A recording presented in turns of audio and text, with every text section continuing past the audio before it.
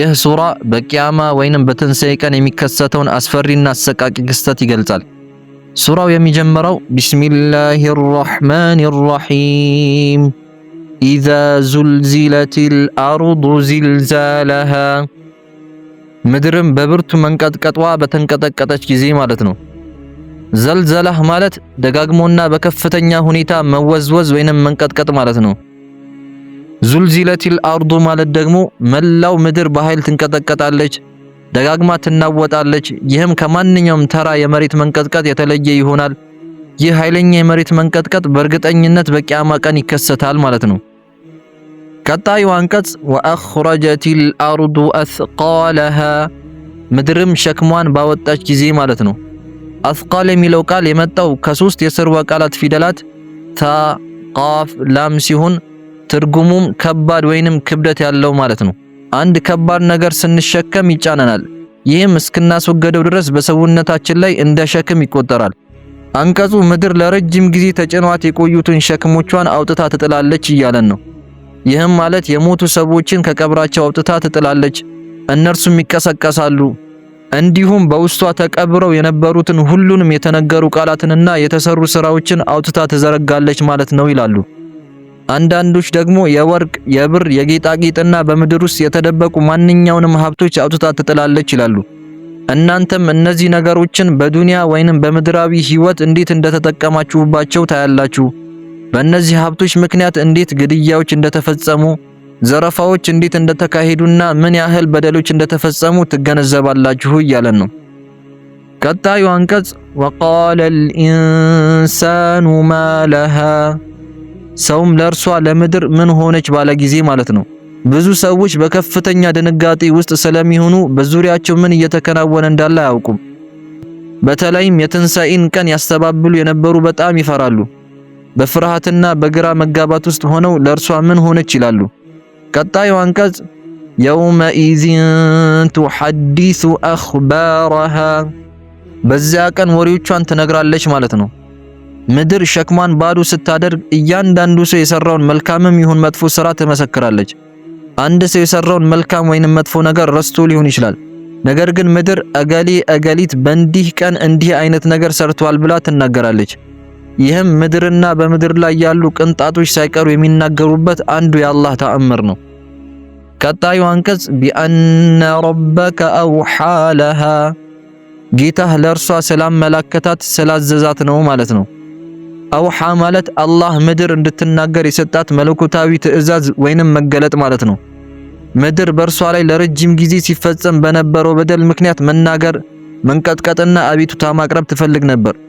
አሁን በዚህ ቀን እንድትናገር ፍቃድ ይሰጣታል ማለትን ይጠቁማል።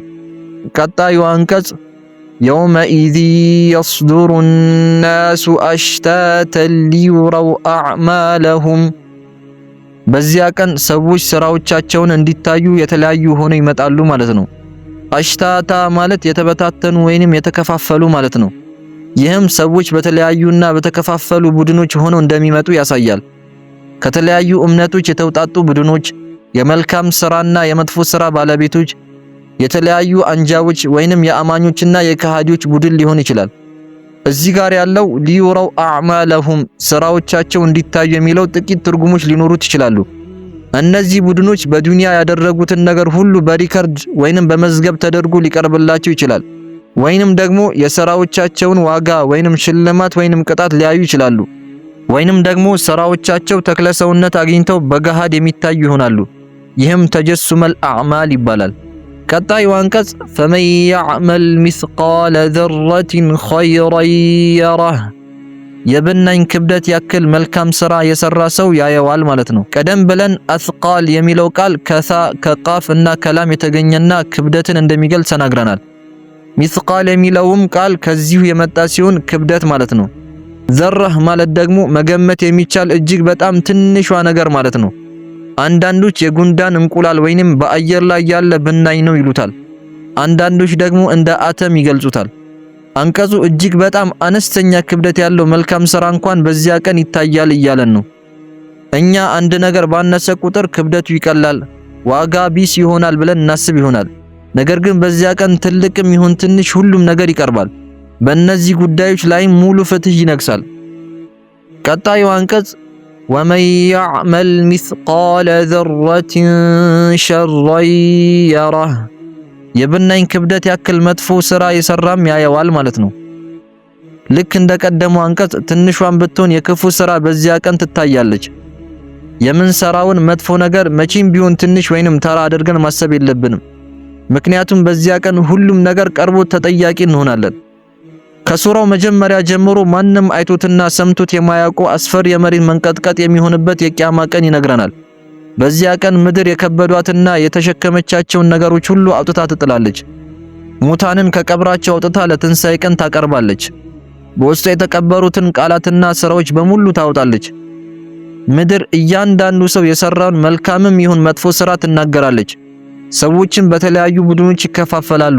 ስራቸውም የአተም ያክል ትንሽ ቢሆን እንኳን ይታይላቸዋል የሚል ጠቅለል ያለ ትርጉም ይሰጣል። ከዚህ ሱራ የምንማረው ለስራዎቻችን ሁሉ ራሳችንን ተጠያቂ ማድረግ እንዳለብንና መልካም ወይንም መጥፎ ስራ ትንሽ ነው ብለን መናቅ እንደሌለብን ነው። በዚያ ቀን እጅግ በጣም ትንሿም ስራ በአላህ ዘንድ ትልቅ ዋጋና ሽልማት ስላላት ምነው ብዙ መልካም ስራ በሰራን ብለን እንመኛለን። ሱራው ትናንሽ መልካም ስራዎችን እንኳን በመስራት እንድንቀጥል ተስፋና ማበረታቻ ይሰጠናል። አላህ በጣም ቸር ከመሆኑ የተነሳ በአላህ ፍቃድ አንዲት መልካም ስራ እስከ 700 እጥፍና ከዚያ በላይ ትባዛለች። ሁልጊዜ መልካም ስራዎችን በመስራት አላህ መጥፎ ስራዎቻችን እንዲመርልን እንዲያበስልንና በመልካም እንዲቀይርልን መጸለይ አለብን። ይህም በዚያ ቀን ሂሳባችን ወይንም ምርመራችን እንዲቀልልን ይረዳናል። ሰደቀላሁል ዐዚም